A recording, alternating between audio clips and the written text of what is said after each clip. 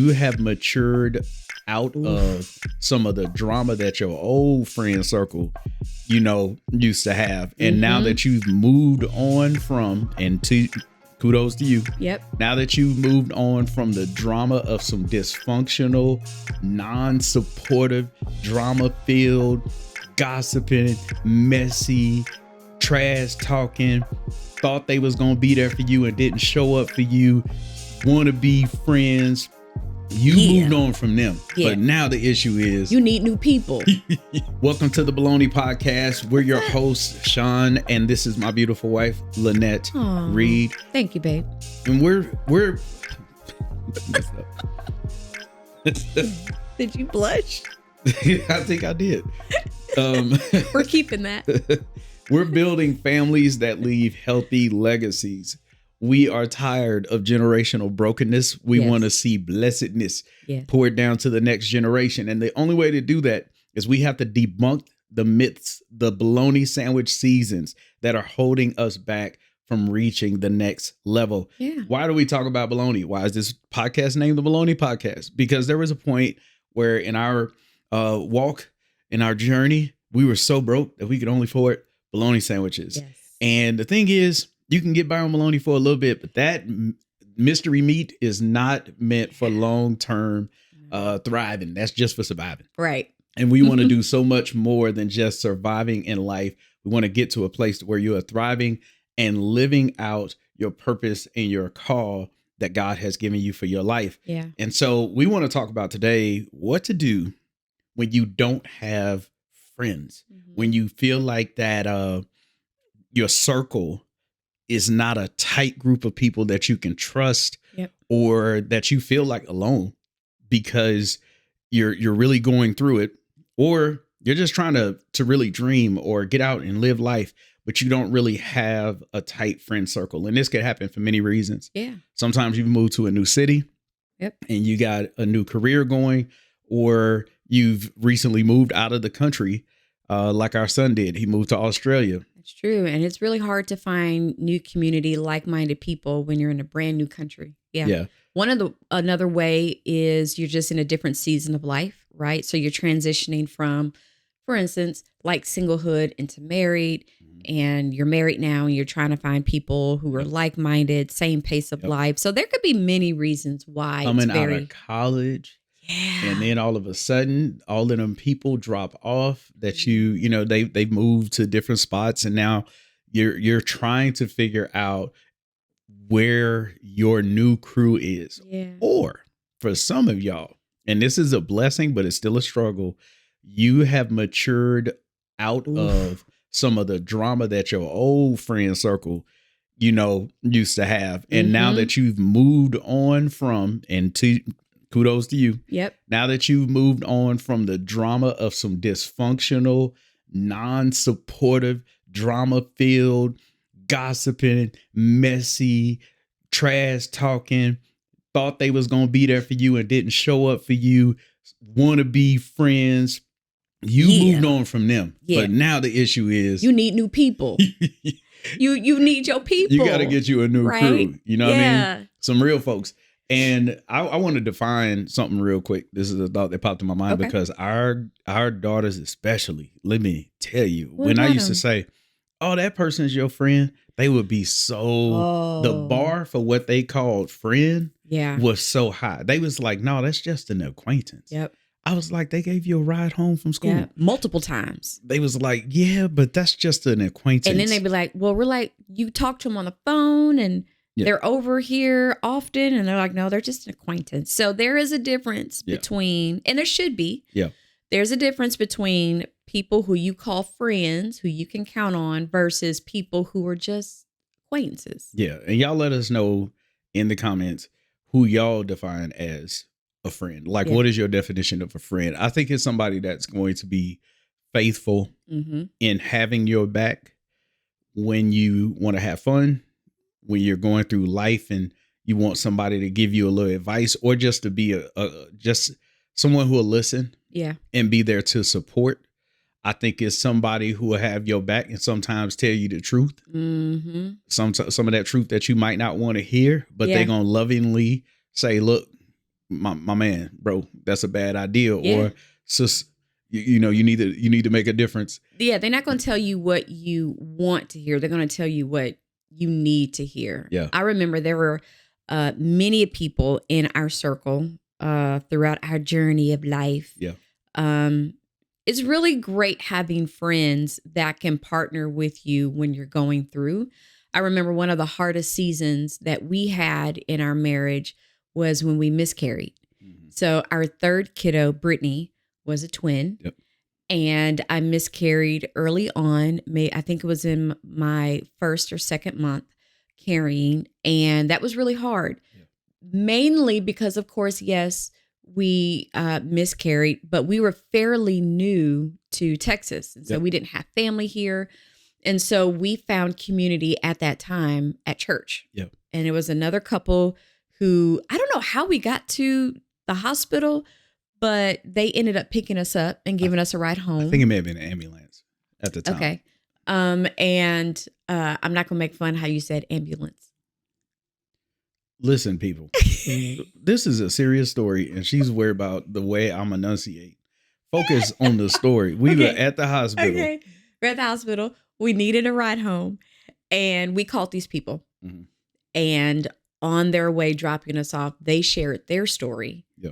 Of miscarriaging and the process of healing and all the things. And so it was really good to be able to have genuine people who didn't want anything from us, but they just wanted to come alongside us, support us, be a friend, serve us, and want nothing in return. And those people we know to this day, they're amazing people. And so, yeah, being friends with people means supporting them in your weakest and loneliest moments in life. Yeah, and I'll never forget that moment. Obviously, we're still talking about it to this day, but it was like-minded people. You know, the Bible would say iron sharpening iron. It was, they had something of value, which was their story and their time. Mm-hmm. And they made the time not only to be there for us, to pick us up, drop us off, but they also sat with us and just were honest. And I'm not the biggest crier. I don't do that much. Yeah. But that moment right there, that got me in a way.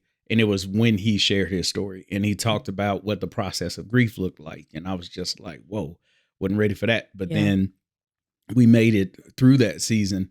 And I know there's so many other people who have gone through that as well. And it's tough, man. Yeah. The range of emotions and thoughts and disappointment I mean, that you experience. The worst thing you can do is go through that alone. Right. Right. So whether you're single and you're miscarriage or whether you're married and you're miscarriaging, it doesn't matter. Yeah, that's hard. Yeah. So being able to have some people you can count on is a big deal. What I've discovered though is that when we were by TCU, we had a church that was by TCU, and we had a lot of college students at that time that were coming to the church, and they would go through, I mean, some horrific stuff on campus. Sometimes, I mean, it's tough, and this is a lot. But sometimes you had rape. Sometimes you had physical abuse in relationships. I was surprised once I started looking into the statistics on physical abuse between boyfriends and girlfriends, and it starts in high school. Yeah, the numbers are high. Yeah, if you do any research on it, it'll blow your mind when you see that there's actual physical abuse that's going on, and the young ladies aren't saying anything. They're not telling anyone. And it's a difference between people who you're associated with and people who are real friends. Friends are those people that you can trust. You can confess what's going on, and they'll tell you the truth of what you need to do about that situation. Yeah. So we were in a very, vulnerable space where people told us a lot about their struggles and what was going on. And we became that support for those people on that college campus. But I was also saddened at that time because I was like, man, they may be popular, but it doesn't necessarily mean that they have friends. Yeah. They may be sociable, but it doesn't mean that they have a group of people they can trust, so that they're not going through these painful moments alone. And I think anybody can celebrate with you when you're on the mountaintop, and all the good success is happening, or you're winning awards, or you got great things going on. But I'm telling you, man, if we don't find a safe space of 2 or 3 people in our lives, or at least one great friend. Yeah. You might not have 5 and 6 of them. Yeah. But if you got one good one that's got your back, that you feel safe with, that you can be vulnerable with, and you're not worried about them being jealous of you, you're not worried about them gossiping and telling your business, you're not worrying about them stabbing you in the back. Like, that's a better place to be in than to not have anyone. You have to push past the messiness in relationships, but it's absolutely worth it. Like, some of the phrases that I've heard people say is, I don't want people all up in my business. Yes. Right. I don't want people knowing, and I don't want people saying stuff on the street and taking my information and spreading it. Yeah. And of course, what we're saying is you have to find people who are like-minded. Right. Trustworthy. Right. Who have integrity. So we're not just saying grab the first person off the street. Yeah. And say, hey, you want to be my friend? Like Bobby Boucher, Waterboy. Aren't our moms the same? Aren't all moms the same? Right. So it's like, I'm not saying you just pick anybody. You do it with some wisdom. Right. But you do need somebody that you can confide in. Absolutely. And then I'm like, if that person has proven to be good ground, and when relationships do get messy, some relationships are worth fighting for. Yeah, I would say, to your point about relationships being messy, but they're worth it.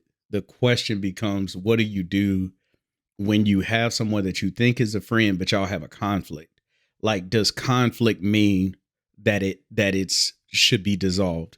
Does conflict mean that, okay, we should cut this off because fill in the blank? And I think that's where the tension really is how do I be a good friend, and what are healthy boundaries to say, like, okay, this relationship is trash. This is, I am a garbage can for this person. Yeah. They aren't trustworthy. Like, that is a healthy boundary. Yeah. And so I think that everybody has to define, like, what are those limits? Yeah. But what is a realistic expectation for a healthy friendship?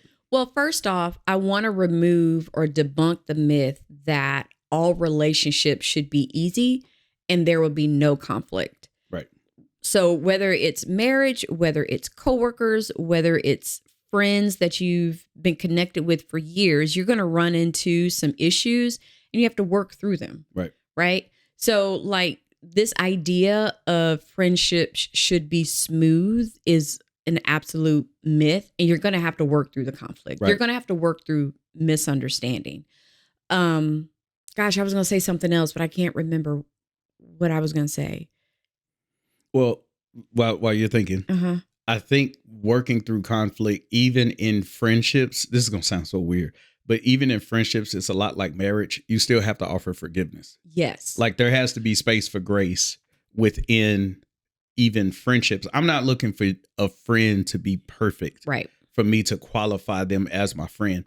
I do want them to be trustworthy. If I say hold my secret, I'm expecting you to keep that to yourself. You better hold your water. You hear me? Hold that water. Don't be spilling my information out in the street. To that point, what I was gonna say is, I'm so glad you said that. Like, in choosing a friend, one of the things that I would say is, if you're constantly having to pour into a person and you're constantly having to lift that person up and it's not reciprocal, right? You're not getting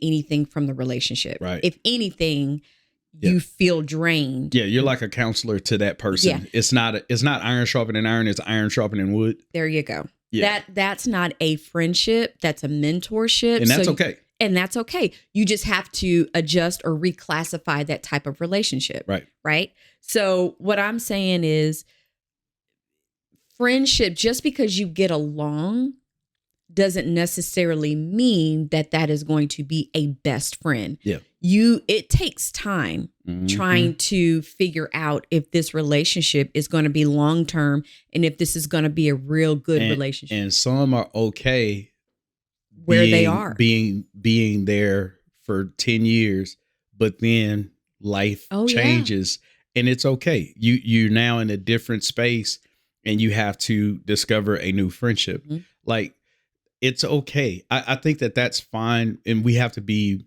content with the space that we're in. But what I don't want anyone to gravitate to is being content with isolation. Mm-hmm. The problem we have nowadays is that we're not physically outdoors as much. We're not getting a fresh breath of air. We're not looking up to see. We're on devices and we're spending a lot of time in isolation. And even work is different. You used to be on a job for years. Now you may be on a job. The average person may be on a job 2 to 3 years, you know? So even finding friends at a job is hard to do now because everybody's bouncing around. Turnover's so high. Yeah. So there is this tension of like, where do I find a good friend? Finding a good friend is like dating. Absolutely. Like you got to. And I think that some people don't have the energy for that. They don't have the energy for it because it takes a lot to try again because they've been so hurt in the past. But it is a mandate from God to be in community and connected with other people. You know, scripturally, Paul, when he's writing about the church as a whole, the way that he describes it is a body. And he's like, yo, the foot needs the eye. The ear needs the hidden parts. Y'all know what hidden parts mean, don't you? What they mean, Sean? That's another episode. It's the private part. And so he literally says this in scripture, so don't think I'm being messy. But all the parts are needed in order for us to be healthy. Yeah. And I cannot get to a place to where I'm saying I don't need the giftedness, the grace, the wisdom that's in you. I'm okay all by myself. As long as I got King Jesus, I don't need nobody else. Yeah. That's a lie. It is. Because that's baloney. We are the body of Christ. Yeah. So God lives in and through people. And so it is baloney to say that I'm fine all by myself. That's not true. We need each other. Every now and then you're going to need, I mean, I can't imagine us going through some of the most difficult seasons that we've been through without having friends. I was leading a church. And the weight and responsibility of leading families through grief, like a funeral, or leading them through times of success, like christening a kid, or dealing with people who've betrayed their spouse. And I'm ministering to the wife or the kids or to the husband after something like that has taken place. Like, these moments drain you and you're affected by it. But then you got some pastors who we've had, you know, our spiritual mentors who had been there and done that.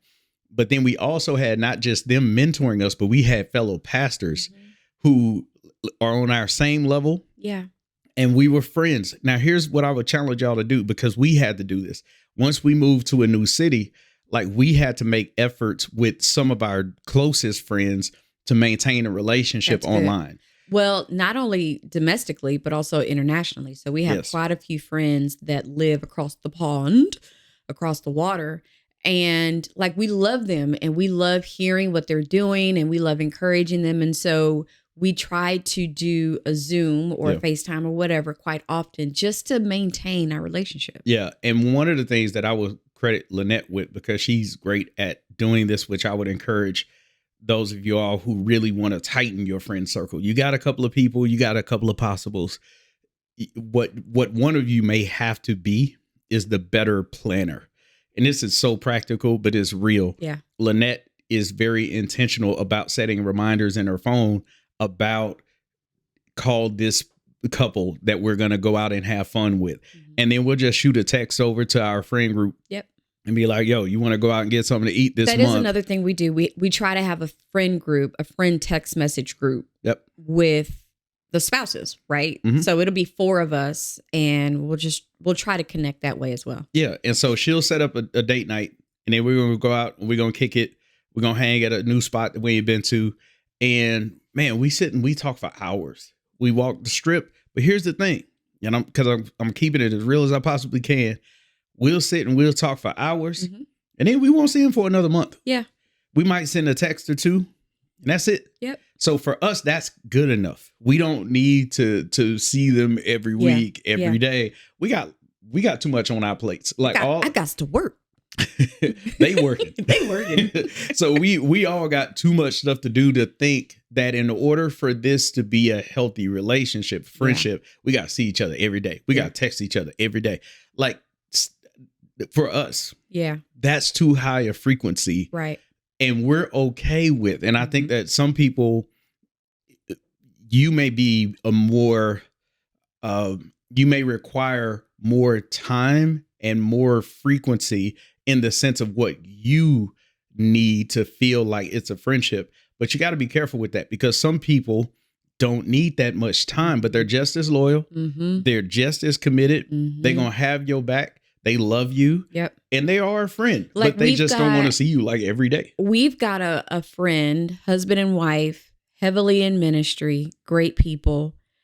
And they are high relational people, but they're very private. And so we can go over their house and we can be there for hours. I'm talking about like 4 or 5 hours. Like 2:00 in the morning on a Thursday. And then there are moments where we'll do that like once a week. Yeah. I think we did it like once a week for like a month and a half straight. And it was great. But it was because of what we needed at the time and what they needed at the time.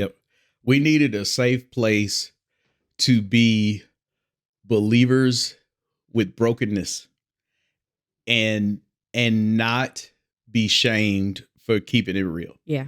I think that was what we needed. You needed a safe space to be like, I'm off. I don't need to watch my words. I don't need to give the perfect speech. I don't need to say the right phrases or put on airs. I don't have to put on a mask. That to me is the ultimate definition of what a friend is. You weep when I weep. You rejoice when I rejoice. You in the trenches with me if we go to battle. I can call on you. You can call on me. We're crying together. Yeah. We're angry together. We're celebrating one another together. Like even a friend, it was a desire of mine to go back to college, but I kept putting it off. This friend lit a fire underneath me to go back to school. Shout out to Juliet. Yeah. So like that's what friends do. Yeah. And so, man, you need to get you some friends. We got good friends. I love my friends. And one more thing I want to say about love my friends. Oh, okay. I don't know this song, but one more thing I just made it up. I'm mad at that because I just made. So one more thing that I think is really important when we're talking about friends is that you can pick up where you left off with friends. That's good. Like what's so cool about our crew is, and we ain't got a whole lot of them. We got a lot of people who know us and a lot of associates that we know, but with my friends, we literally pick up where we left off. Yes. What I will say about the ones who have hurt us, I can go back as far as when we first came into the faith. Well, when I first came into the faith, and Lanette and I, we had started dating, and then she slipped up. Yeah, we slipped up.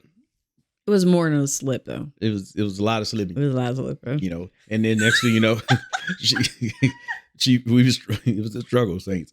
But she gets pregnant, and it comes the moment where we got to tell our friend group. Yeah. Now, this was a group of people.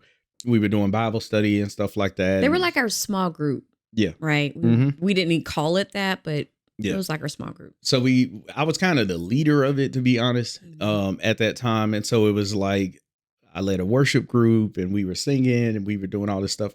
And when they found out about it, they expressed how disappointed they were in me for failing, I guess you could say, and committing sin, So but it continued. It was like, it was like condemnation rather than I'm disappointed, but bro, I love you. We got you. We got you. Yeah. And so with that was one of the first tastes of being like in the church and messing up, and then seeing how what I thought was going to be a community of grace and forgiveness became like, I'm all good with accountability, but accountability shouldn't lead to shame and guilt. Sure. And that's what ended up coming our way. So that's what not to do. Right. Don't do that. You can be disappointed and be real and honest, but then, okay, God, how do I restore such a one who has been overtaken in the fault? Consider myself, lest I also be overtaken. So I want to get to a place to where I make sure that if I call myself being a friend, that I want to make sure that I'm going to be a community of grace. That did make me reluctant to try again, because I was like, oh, is this believers? This how we do it as believers? Then we started serving in a church. And man, you get hurt by the pastor. Yeah. You get hurt by, a squad of people. But man, that church hurt us something different. Yes. It is. And the problem is, for believers especially, that's where most of them would find their friends. Yeah. So I think what we end up with in the church world, for people who've experienced church hurt, and in some cases it's real, and in some cases it's misunderstanding. Yes. Agreed. Either way, the problem is now we walk into the building guarded. So genuine friendships are harder to forge when genuine people ain't really standing in front of each other. That's so sad. And that's what I think we're dealing with. Gotcha. So when we say, like, you're surrounded by people, you could be in a congregation of 150, 500. The average church in America is about 85, 90 people. Yeah. That's just enough to be messy. That's just enough, because you know enough, but not enough. True. That's just enough to be like, oh, this is so and so's role. This is so and so's authority. And so what you end up with is immature quarreling. Interesting thing, I was listening to First Corinthians, in the first 3 chapters, Paul is basically just lighting these jokers up, because he's like, y'all are proving that you're immature Christians. He said, y'all got every gift, and you need all the gifts, because that helps to strengthen the body. So he was like, now that I know that y'all are filled with the Spirit and you got the gifts,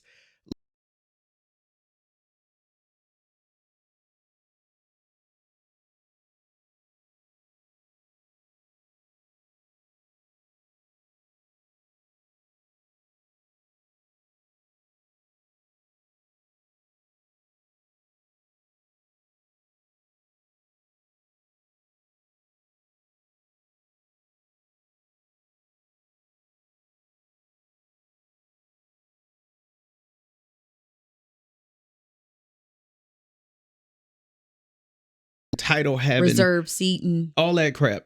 What it leads to is factions in the body. And Paul was like, bro, as long as Jesus is the foundation, who are any of us? Yeah. To God be the glory. Now let's be friends. What most people don't get, even as I wax poetic on this, what most people don't get even about communion, when Paul talks about people eating the body unworthily and is guilty and is damned and all this stuff. Why? People are, for whatever reason, folks have made this about sin.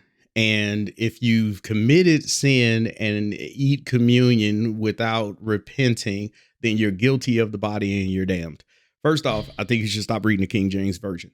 Secondly, I think that what it really is representing, if they read it in context, is talking about the fact that there were some people who were wealthier, and the wealthier people would eat first, and they would eat the most and drink the most during what was supposed to be communion for the community.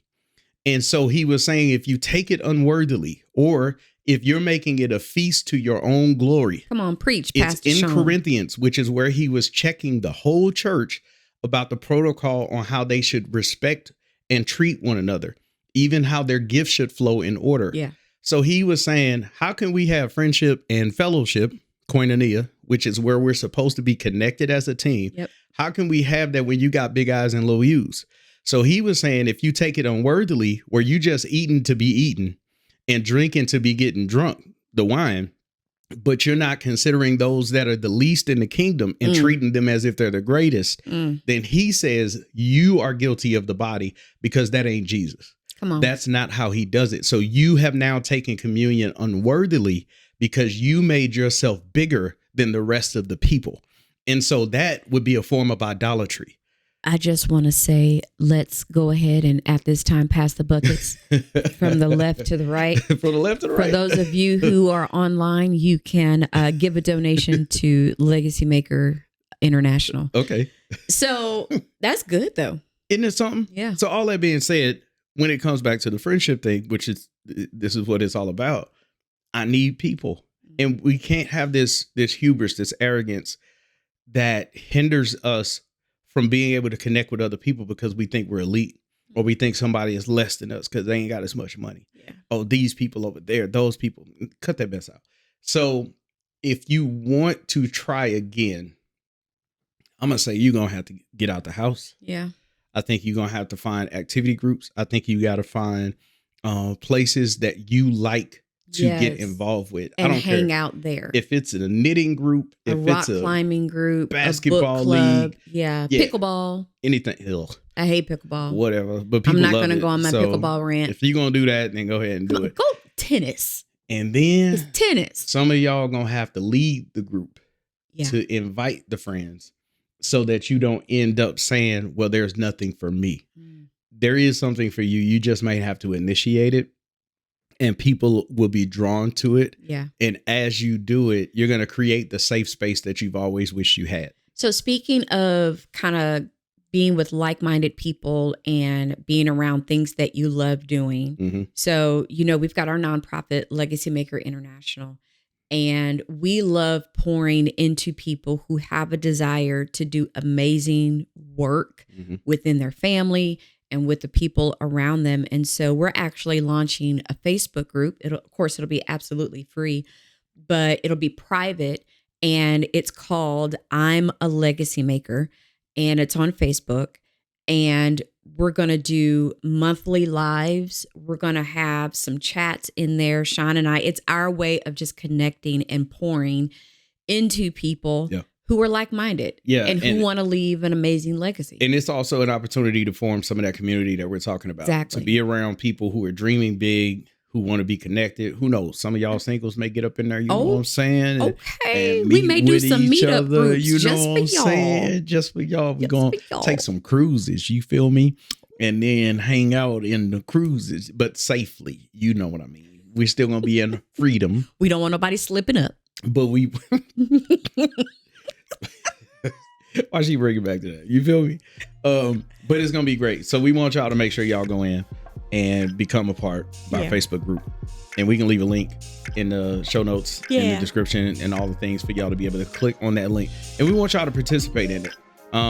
This is really how we grow. This is how we thrive. And it's gonna be great. It's gonna be great. All right, y'all. We'll see you next time. Don't forget to subscribe and share it with your friends. Yeah. Until next time, see you later.